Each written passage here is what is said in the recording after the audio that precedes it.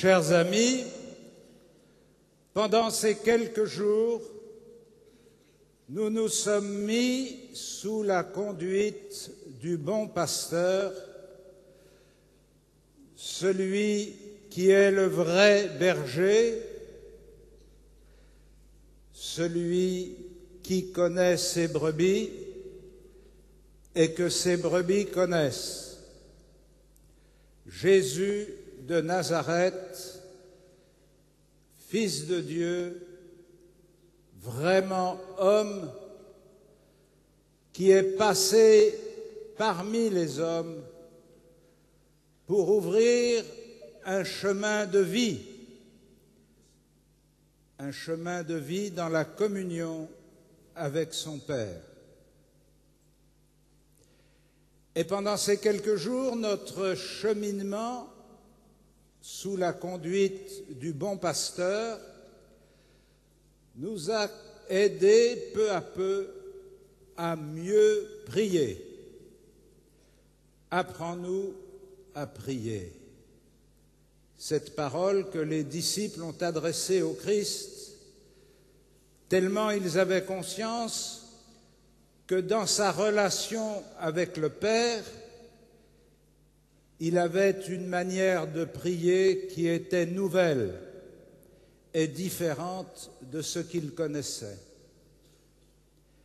Et donc, bien que nous ne soyons pas tout à fait des novices, si je puis dire, dans l'expérience de la prière, nous avons toujours besoin d'apprendre du Christ à prier. Et nous l'avons fait, pas à pas, au long de ces jours, de jour comme de nuit, sous la pluie comme sous le soleil. Nous nous sommes laissés conduire par Bernadette, par Marie, par Jésus, pour découvrir qu'est-ce que ça veut dire pour nous que prier. Nous avons déjà ici un signe. Le signe, qu'on va vous montrer certainement très vite, d'une femme en prière. Cette femme en prière, nous pouvons évidemment l'identifier à Marie, nous pouvons l'identifier à Bernadette, nous pouvons l'identifier à toutes les femmes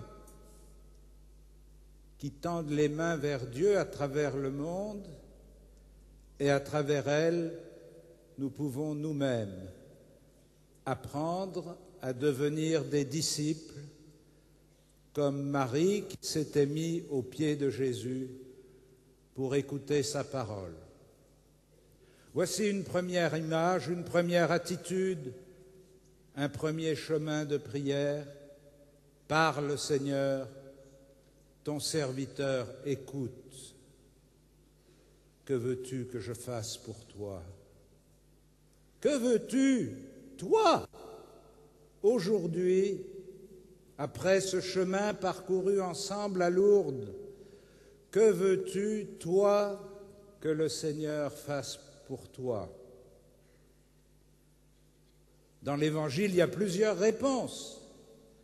Seigneur, que je vois. Seigneur, que je marche. Seigneur, que je parle. Seigneur, que j'entende. Et par-dessus toutes celles-là, celle qui n'ose jamais se dire et qui pourtant est la plus importante. Seigneur, que je sois heureux. Le cœur à cœur, la parole que Jésus adresse à chacun de nous est la parole que chacun de nous lui adresse en réponse. Le cœur à cœur de ce dialogue secret auquel personne n'a accès que lui. Voilà une première forme de prière.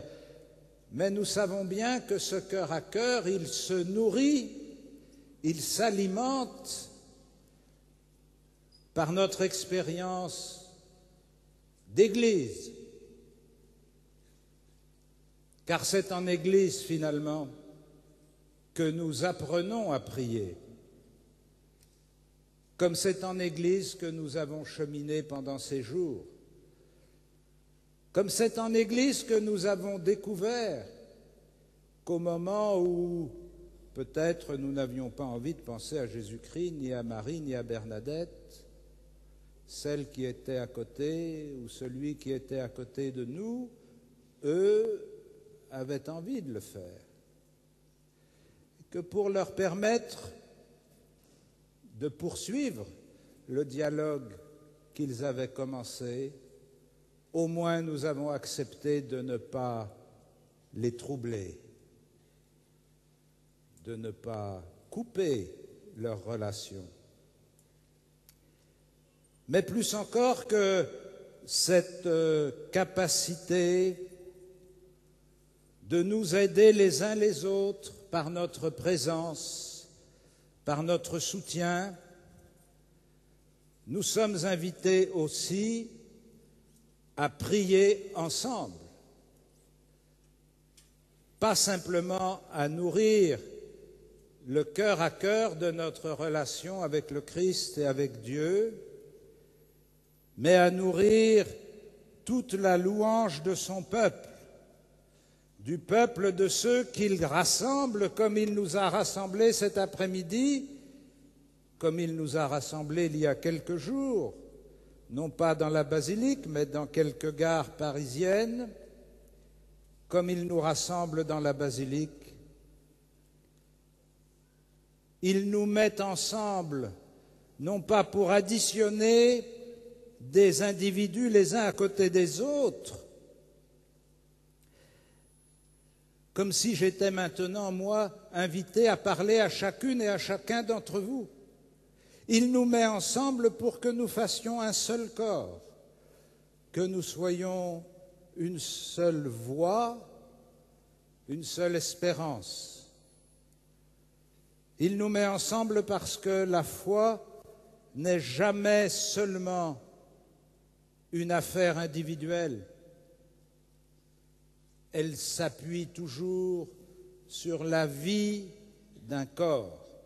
Ce corps, c'est votre aumônerie, c'est votre paroisse, c'est le groupe de jeunes auquel vous appartenez, c'est une troupe scout, c'est votre famille.